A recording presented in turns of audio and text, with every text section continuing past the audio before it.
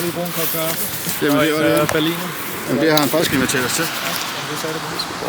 Så vi skal lige have en kop kaffe her på kontoret.